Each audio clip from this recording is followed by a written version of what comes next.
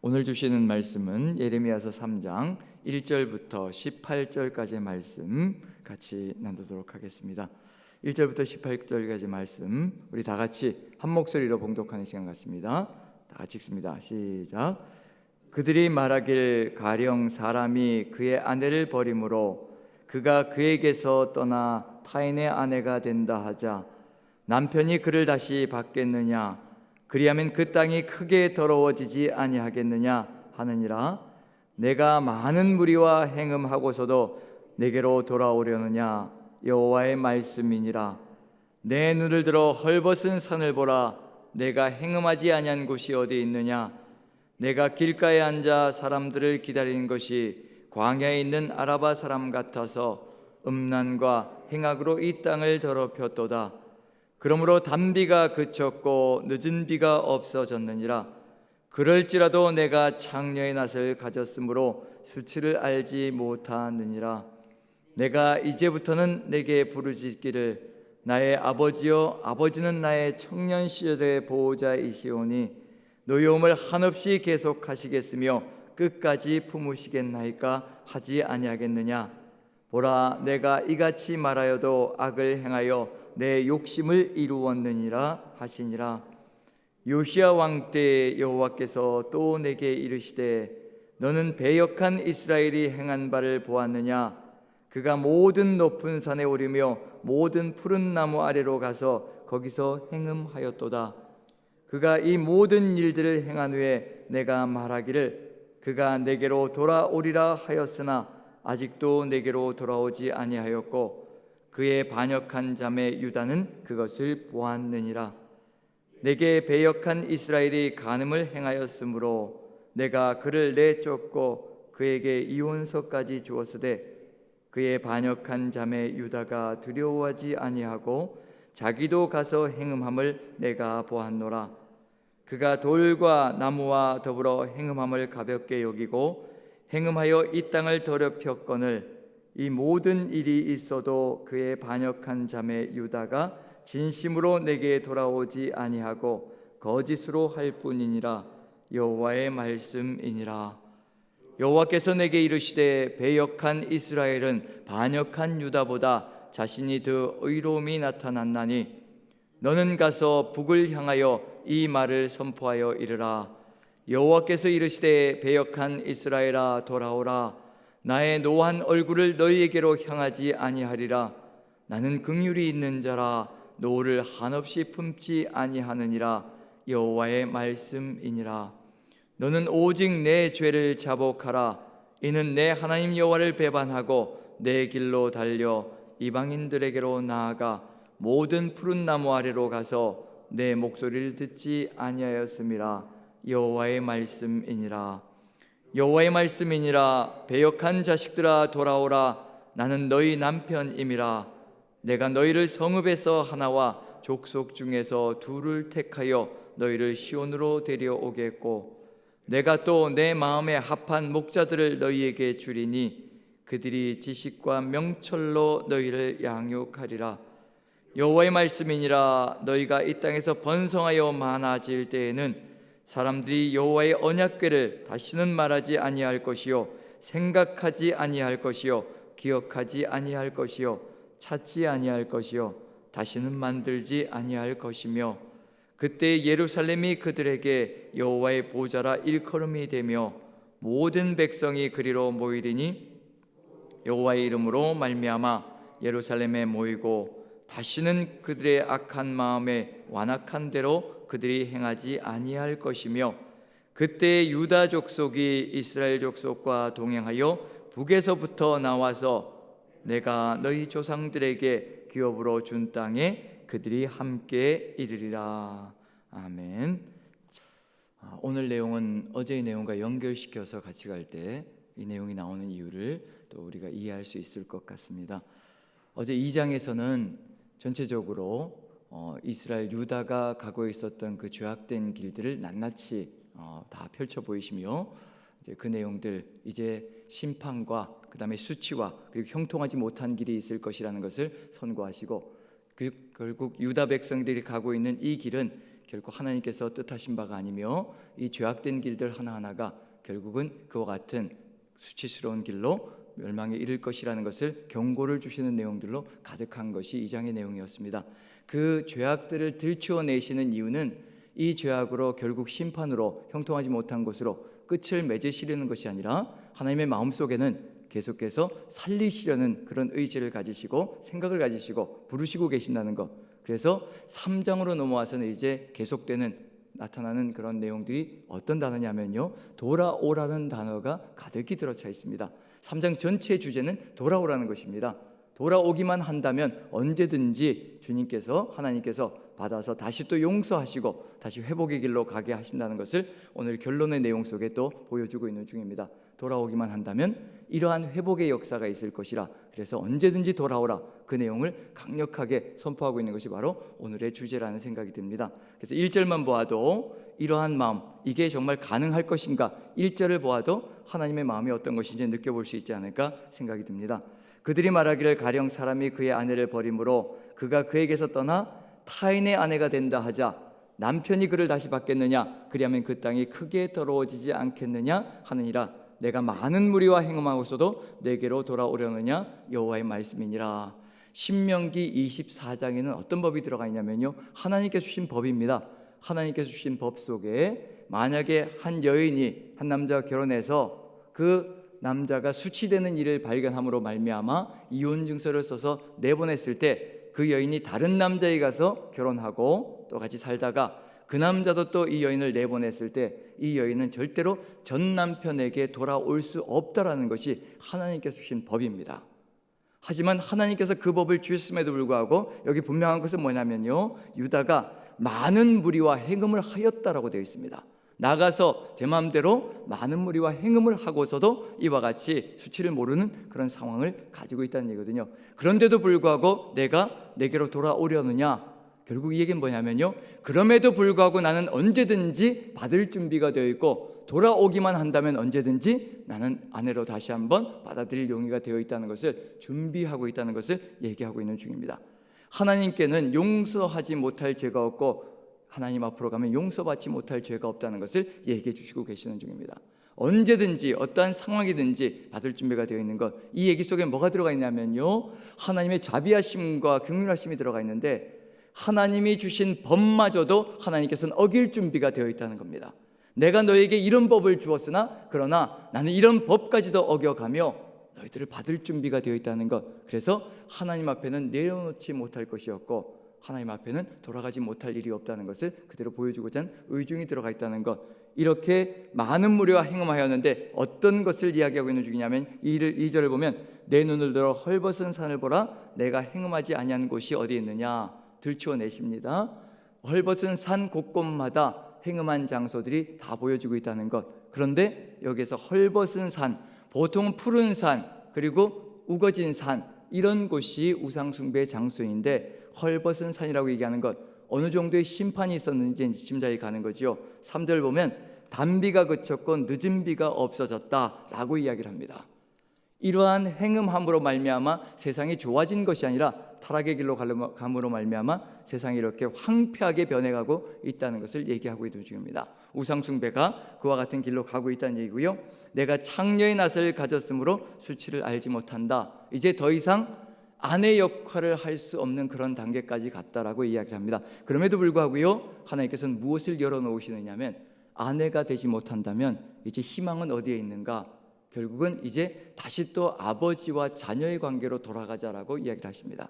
아내가 안 된다면, 아내가 창녀의 길로 돌아가서 도저히 돌아올 수 없는 상황이 펼쳐졌다면 이젠 아버지와 자식의 길로 돌아가서 다시 한번 시작하자, 그렇게 또 기회를 주겠다는 의미까지 들어가 있습니다. 내가 이제부터는 내게 부르짖기를 나의 아버지요, 아버지는 나의 청년 시절의 보호자이시오니 노여움을 한없이 계속하시며 끝까지 품으시겠나이까? 아니하겠느냐? 이와 같이 얘기하고 있다는 점에서 이젠 자녀로서 다시 한번 시작하자. 그런데도 불구하고 또 어떤 일이 벌어지냐면요, 여기 보시면 5절에 보면 그럼에도 불구하고 이같이 말하여 악을 행하여 내 욕심을 이루었다. 이게 우리의 모습과 우리의 상황이 아닌가라는 생각이 듭니다. 하나님을 어찌하든지 내가 편리한 대로 이용하여서 내가 원하는 것을 이루려고 하는 것, 아내 역할이 안 된다면 이제 자녀 역할로, 자녀니까 용서해 주시고 받아주시고 이해해 주시고 내가 원하는 것을 이루어 주십시오 라고 얘기하는 것이 바로 우리의 모습 속에 들어가 있다면, 이스라엘 모습도 역시 마찬가지로 이와 같은 길로 가고 있다는 것을 보여주고 있는 중입니다. 그럼에도 불구하고 하나님께서 기대하시는 것은 그럼에도 또 돌아오기를 간절히 소망하신다는 것. 그래서 6절을 한번 같이 읽어봅니다. 6절 7절을 같이 한번 읽어보죠. 같이 시작. 요시야 왕 때 여호와께서 또 내게 이르시되 너는 배역한 이스라엘이 행한 바를 보았느냐? 그가 모든 높은 산에 오르며 모든 푸른 나무 아래로 가서 거기서 행음하였도다. 그가 이 모든 일들을 행한 후에 내가 말하길 그가 내게로 돌아오리라 하였으나 아직도 내게로 돌아오지 아니하였고 그의 반역한 자매 유다는 그것을 보았느니라. 이미 요시야 왕 때는 북이스라엘은 멸망하고 말았던 단계에 들어갔습니다. 그럼에도 불구하고 하나님께서 유다에게 보여주는 것이 뭐냐면요, 북이스라엘이 멸망할 때 배역한 이스라엘이 모든 높은 산에 오르며 푸른 나무 아래로 가서 행음하였다라고 얘기합니다. 많은 행음이 일어났다라고, 그리고 배신이 일어났다라고 분명히 얘기하고 있습니다.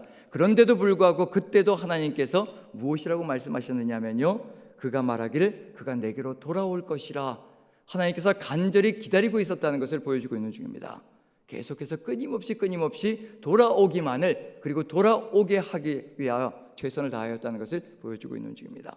지금 우리에게도 하나님께서 기대하시는 것은 다른 것이 아니라 우리의 모든 잘못되어진 것들을 내려놓고 오직 하나님만 붙들기를, 하나님께로 돌아오기를, 그리고 우리가 하나님께로 돌아왔다면 그 돌아온 그 삶을 아름답게 지켜나가기를 간절히 소망하신다는 것, 그걸 보여주고 있습니다. 여기에서 북이스라엘의 이야기를 꺼내시는 이유는 뭐냐 하면 반역한 자매 유다, 지금 현재 반역의 길로 가고 있는 것, 그리고 많은 행음을 하고 있는 유다가 하나님께로 돌아오기를 간절히 소망하는 것, 기회가 있다는 겁니다.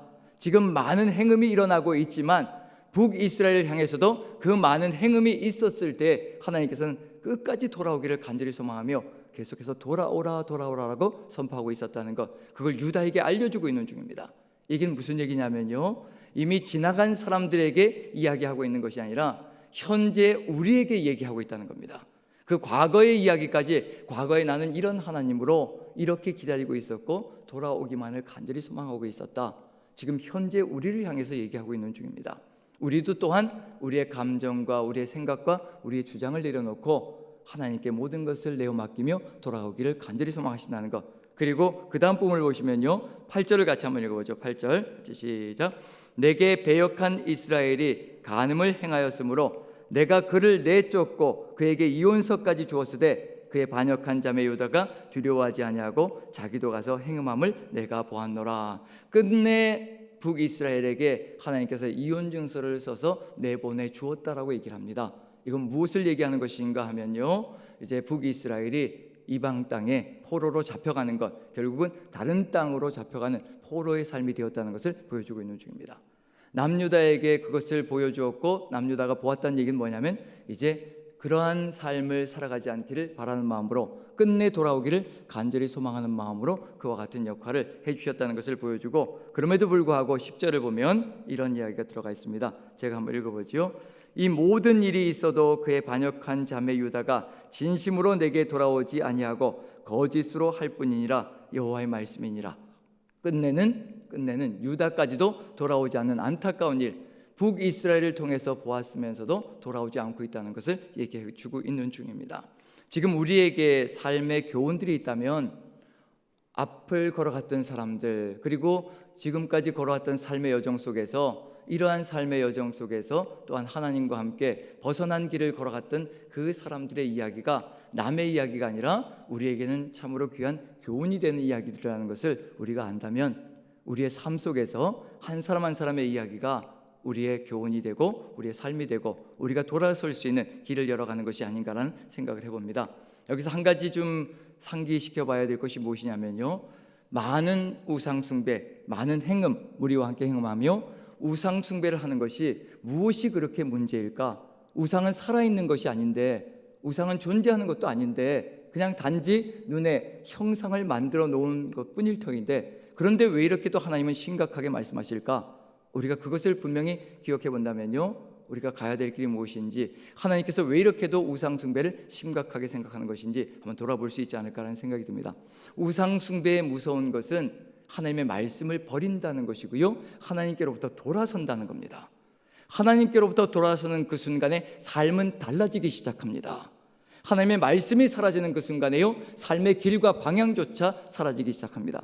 광야 같은 삶이 시작될 것이고요, 캄캄한 땅으로 나아가는 삶이 시작된다는 겁니다. 빛이 없는 삶이 시작되거든요. 빛이 없다는 얘기는 뭐냐면 이제 살아가야 될 길조차, 기준조차 없이 살아간다는 겁니다. 그렇게 되면 이제 삶은 어찌 될 것인가? 사람이 사람을 해치는 일들이 벌어질 것이고요, 하나님의 말씀대로 살아가는 역사가 펼쳐질 때 비록 좁은 길이지만 열매가 달라지기 시작합니다. 삶의 열매가 달라지는 겁니다. 아름다운 성령의 열매가 맺힐 것인가, 육신의 열매가 맺힐 것인가, 시기, 질투, 분노, 다툼, 분열, 이러한 열매들이 맺히는 것이 바로 하나님을 벗어났을 때 벌어지는 일들입니다. 그러할 때 벌어지는 건 뭐냐면요, 사람 사이가 산산조각이 나기 시작하고요, 그리고 공동체는 무너지기 시작합니다. 내 삶의 여정 속에서 지금 내 입술에서 어떤 말이 나가고 있느냐가 지금 내가 어디를 쫓아가고 있는지를 보여주고 있는 중입니다. 내 삶의 여정 속에서 내 입술에서 불평과 원망과 비난과 비판과 분열을 조장하는 그런 말들이 쏟아져 나가고 있는가? 아니면 어찌하든지 격려하고 지지하며 위로하고 성령의 열매, 사랑과 희락과 화평과 오래 참음과 자비와 양성과 충성과 온유라는 이러한 말들이 정말 힘겹고 어려운 상황 속에서도 펼쳐져 나가는가에 따라서 내가 지금 어디에 속한 존재인가가 분명히 드러날 겁니다. 분명히 육에 속한 존재, 우상 숭배로 나아가고 내가 하나님이 아니라 다른 것을 쫓아가고 있다면요, 내 입술에서 나가는 말이 달라집니다. 하지만 지금 내가 하나님의 은혜 가운데 거하며 하나님의 뜻을 받들고 오직 하나님만을 경배하며 나아가는 삶을 살아가고 있다면 입술에서 나가는 말은 달라지기 시작할 겁니다. 그래서 공동체가 달라지는 것이고, 그래서 또 삶이 달라지기 시작하는 겁니다. 우상 숭배의 무서운 것은 뭐냐면요, 하나님께로부터 돌아서게 만들고 하나님의 말씀을 잊게 만들고 하나님의 뜻이 아닌 내 육신을 쫓아서 살아가는 삶이 이루어진다는 것, 그래서 공동체가 무너지는 겁니다. 타락의 길로 가고 헐벗은 산이 되고요, 그러한 일이 벌어지는 겁니다. 그래서 하나님께서 끊임없이 돌아오라고 선포하시는 겁니다. 하나님께로 돌아가야 삶이 달라지고요, 내 삶이 달라지면서 내 주변이 달라지고 공동체가 달라지기 시작하는 겁니다. 입술에 나가는 말도 달라지기 시작합니다. 그래서 11절부터 보시면요, 희망이 바로 여기에 있다는 것을 보여주고 있는 중입니다. 이렇게 이혼 증서를 써서 벌써 북이스라엘을 먼저 내보냈습니다. 이혼 증서를 써서 먼저 내보냈다는 얘기는 뭐냐면요, 버리셨다는 얘기거든요. 그런데도 불구하고 또 하나님께서는 또 이런 마음을 가지고 계십니다. 12절을 같이 한번 읽어보죠. 12절 같이 읽습니다. 시작. 너는 가서 북을 향하여 이 말을 선포하여 이르라. 여호와께서 이르시되 배역한 이스라엘아 돌아오라. 나의 노한 얼굴을 너희에게로 향하지 아니하리라. 나는 긍휼이 있는 자라 노를 한없이 품지 아니하느니라. 여호와의 말씀이니라. 이미 이혼 증서를 써서 내보냈다라고 얘기하심에도 불구하고 또 돌아오라라고 말씀하시는 겁니다.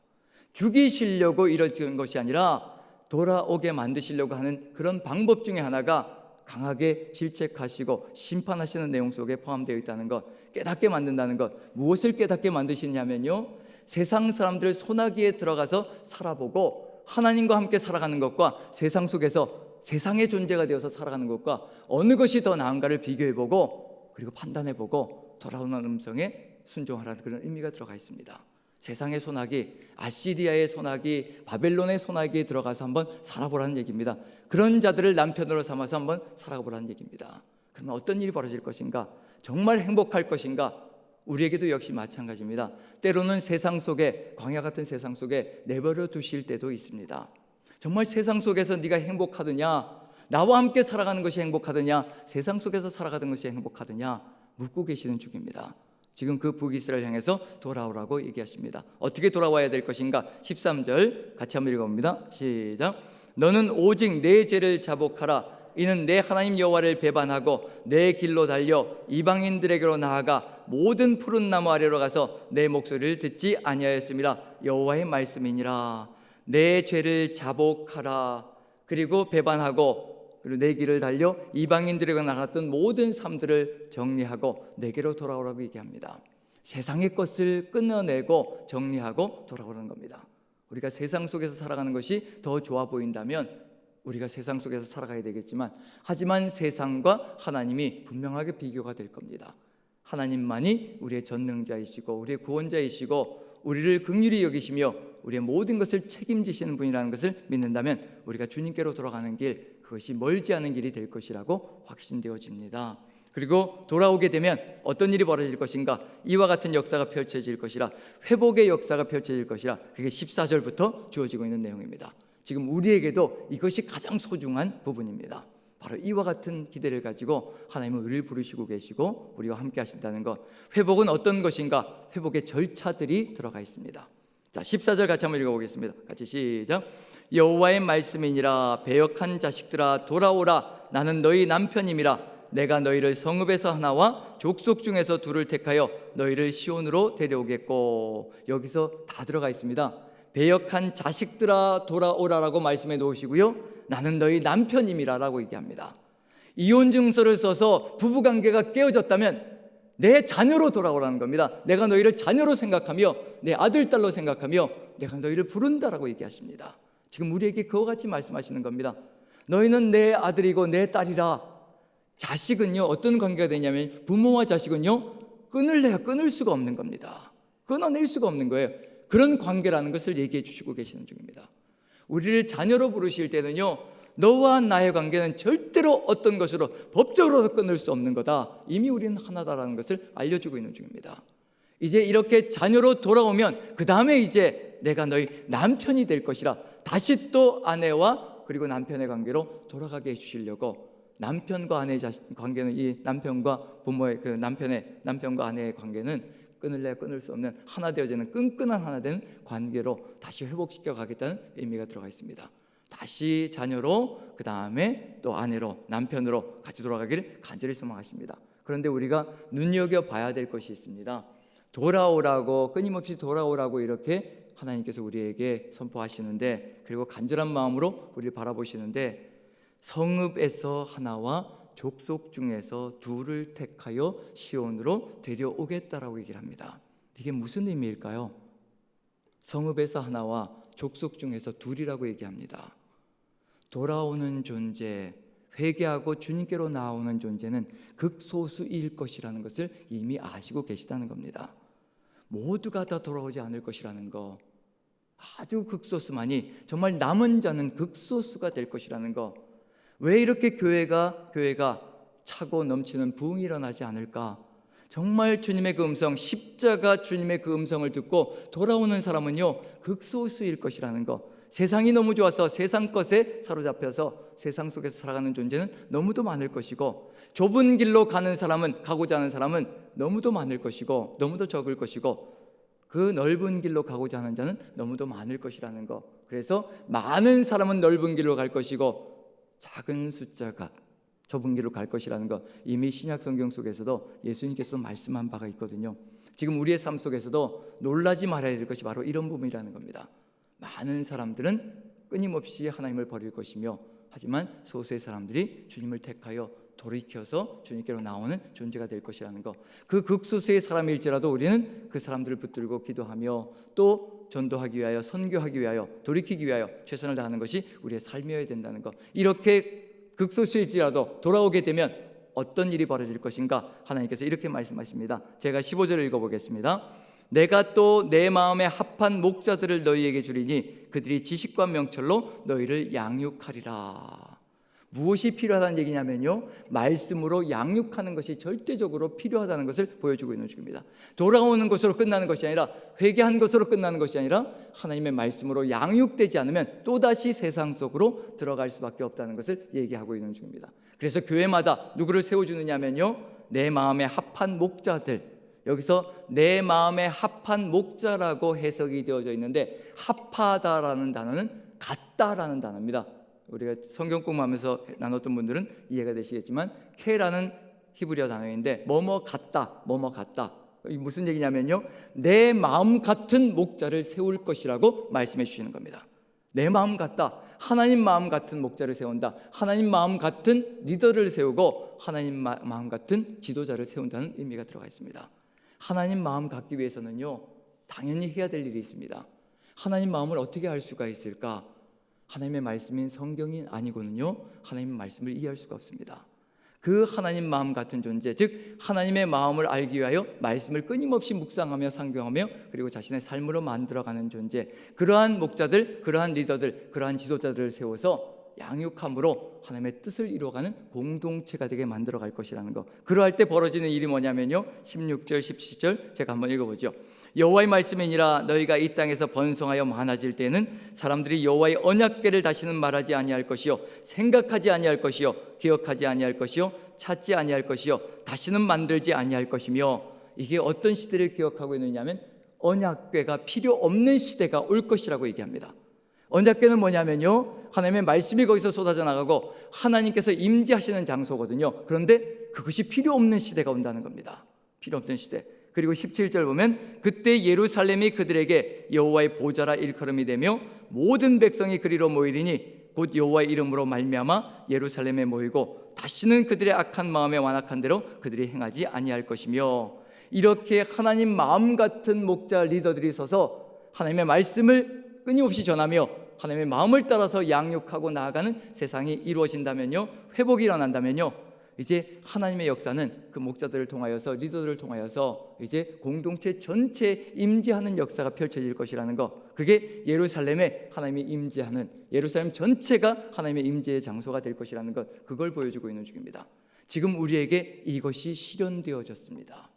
하나님께서, 예수님께서 이 땅에 오셔서 말씀하시길, 사마리아 여인에게 말씀하시길요, 그리심 산에서도 아니고 그리고 예루살렘 산에서도 아니고 바로 하나님께 영과 진리로 예배할 때가 오나니 바로 이때라. 바로 지금 우리가 바로 영과 진리로 어느 곳에서든지 하나님을 예배하는 그런 시대가 왔다는 것을 얘기하고 있는 중입니다. 성령께서 우리를 보좌로 삼으셔서 우리에게 함께 하시고 우리와 길을 같이 걸어가신다는 것, 우리에게 말씀을 주셨고 성령께서 끊임없이 말씀을 깨닫게 하시고 그 길로 걸어가게 하시며 이끌어 가신다는 것. 그래서 우리는 무엇을 이루어갈 수 있느냐면요, 18절에 이 역사를 이루어갈 수가 있습니다. 같이 한번 읽어봅니다. 같이 시작. 그때 유다 족속이 이스라엘 족속과 동행하여 북에서부터 나와서 내가 너희 조상들에게 기업으로 준 땅에 그들이 함께 이르리라. 북이스라엘과 남유다가 이와 같은 회복이 일어날 때 하나 되어지는 것처럼 지금 우리가 바로 하나님의 말씀으로 하나님 마음 같은 그런 목자들과 그런 지도자들과 리더들과 하나 되어져서 오직 하나님의 임재 가운데 하나님의 영광 가운데 거하는 역사가 펼쳐질 때 우리는 모두가 하나 되는 공동체를 이루어갈 수 있을 것이라는 것, 그걸 얘기해 주고 있는 중입니다. 지금 우리가 바로 그 시대를 살아가고 있다는 것을 마음에 새기며, 지금 내가 하나님 마음 같은 리더로 서 있는가. 지금 여기 새벽 예배에 나와 있는 대부분들의 분들은요, 지도자 역할을 감당하며 리더 역할을 감당하며 나아가고 있습니다. 가장 중요한 것은 하나님 마음 같은 존재가 되는 것. 하나님 마음 같은 존재가 되기 위해서 말씀이 우리의 삶이 되어야 될 것이며 그 말씀을 따라서 살아가는 존재가 될 때 우리는 한 사람 한 사람을 바르게 양육하며 하나님의 뜻으로 이끌어가는 역사가 있을 것이라는 것. 그러할 때 우리를 통하여 하나님의 임재가 가득히 들어차고 우리가 하나 되는 역사가 펼쳐질 것이라는 것을 마음에 새기며, 그와 같은 존재로, 그와 같은 리더로 오직 하나님 마음 같은 삶을 살아가는 저와 여러분들 되시길 간절히 축원드립니다.